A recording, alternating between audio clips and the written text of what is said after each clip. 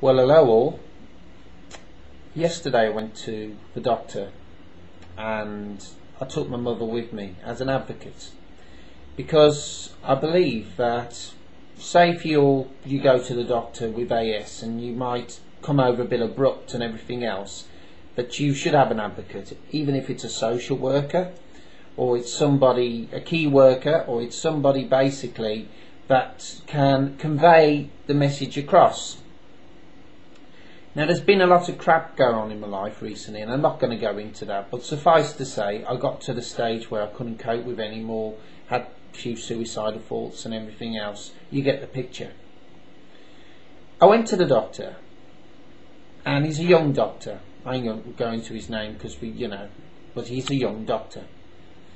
And young doctors today seem very abrupt. They like tap on the computer, they've spent about 5-6 minutes with you. It's all about targets, it's all about getting you in, getting you out. We did have more time than, I would have thought. But he's, in my opinion, he's got this flippant attitude. Now, I think that doctors treat men differently to women. For instance, my mum was with me and she broke down in tears and she was crying, and he even turned round and he said, you're obviously coping better than you. I'm obviously coping better. Just because I didn't cry, just because I didn't shout out, just because I internalise stuff, which is what AS is. We logically see things in our mind. He seemed to think that my mum was worse off than me.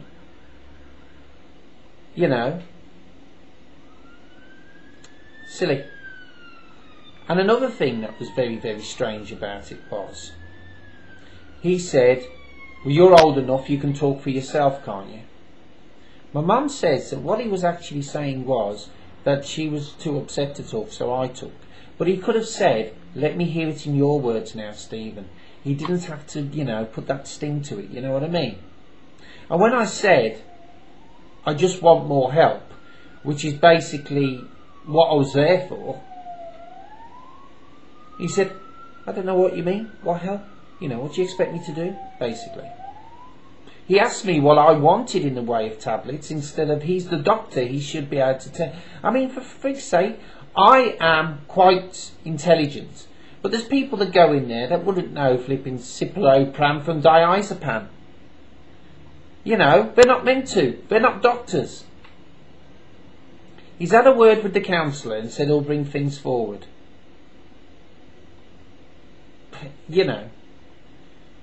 We've only got his word for that. And he asked what I wanted from him, and I said a psychologist, because I know my stuff. But what if I'd have been someone that didn't know my stuff? He offered he said to my mum, you should be having a counsellor or whatever. But with me, I had to tell him I wanted a counsellor. And just because I don't break down in tears like some women, they go in there, they've got nothing wrong with them. I'm sorry, ladies, but you've got absolutely nothing wrong with you. You might have had a few knocks or whatever, someone said boo to you in the flipping supermarket, or you got a meltdown in the supermarket, whatever. You got to do yourself, doctor. And you get everything because you flipping cry. Because you flipping have this attitude of, oh God, and the doctor's like, oh, don't worry, here's some tissues or whatever. And because the blokes don't do that, that's why the suicide rate is a damn sight worse when it comes to men than women. And it's been proven. Because women get more help. And it's a sexist practice. It's sexist everywhere. Especially when there's Asian doctors. I'm sorry. I'm sorry, but Asians are brought up that men are the strong ones and women are the weaker ones, right? Especially when it's like that. I mean, my God. Then he turns around and tells me my notes haven't even arrived. So I could have had diabetes. I could have had everything. And my notes hadn't even arrived. So when I turned around and I said I was at this local mental health centre, I'm not going to mention the name, he said, you were there? I said, yes, I was. Oh. I could have been suicidal. I could have been on bloody, needing monitoring 24/7. I could have needed sectioning. He didn't know anything. He literally didn't know anything. I could have been really violent. I could have killed him. Only joking. If anyone's watching, that's in there. But I could have. You know, it wasn't on really. They've had a long time to get those notes over to my doctor. That isn't his fault, I must admit. It's got to go to the primary care trust and then it's got to be, you know, shifted on. Wasn't his fault, that one. But, you know, this is the kind of attitude. This is the kind of attitude. And it's not like I'm the sort of person that goes to the doctor, right, and says, doctor, you know, this, doctor, that, every bloody week till they're sick of me. I rarely go to the doctors. I try and sort out problems myself. But there comes a time when you need that counselling. You need that therapy, anger management, anxiety management, whatever it is. You need something to help you. You help yourself, yes. You take the medication to bring the anxiety levels down, yes. But there comes a time when you've got to be frigging well, you know, helped. My mum and I have never asked for much help all my life. There was none of these bloody plans at school where they used to, you know, where they say, you know, and they can exclude you from PE because, you know, they can give you extra maths and things. There was none of that. Just had to get on with it when I was at school. No one knew about AS. Even the doctor himself said I probably know more about AS than he does. At least he admitted that one. But they don't help. They get you in.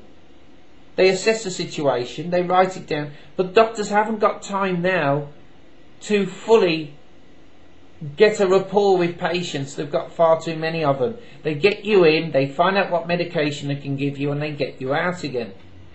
They refer you and people do assessments, like you might have a psychiatric assessment. And then if people think you deem a psychologist, then they'll refer you on to a psychologist or a psychiatrist. But they don't bother. GPs these days, their job is to assess the situation. I mean, Christ, I could have had cancer today. How the fuck would he know? Sorry for swearing, but bloody hell, you know, it wasn't on my notes. I could have been on 6 months, you know, with bloody remission from cancer or something. I mean, you know, it's not on really. It really isn't on. And I find that the system stinks, for want of a better word. My mum said he seemed fine. She said he seemed to assess the situation. He gave us more time than was necessary. But I felt that he gave us more time because she was there. And yes, I understand that. Because Mum wasn't his patient. But Mum is 67. And Mum was getting really stressed. And I can understand that. You know what I mean? But at the end of the day, I was the patient. And he should have been giving me the sympathy. He should have been saying, Stephen, blah, blah, blah. You know, let's get you this counselling. Let's get you this. 3 months, I could have killed himself. All the crap that's been going on, which I'm not going to go into. I could have jumped off this balcony here. I could have run in front of a car or bus. Would he care? No, I'd just be another statistic on his books. They call themselves, they're meant to be a Christian practice. They call themselves Christian. I don't think so. That isn't a Christian attitude to me. You know? Yes, I know he's got a lot on his plate, but that's what he's paid for. He went to flipping university and did all his exams to become a doctor. Now, if it was for the money, might as well piss off to another country and flipping, well, do it there, you know, and get paid, say, loads, say, in private practice in America or whatever. That's all I've got to say about that.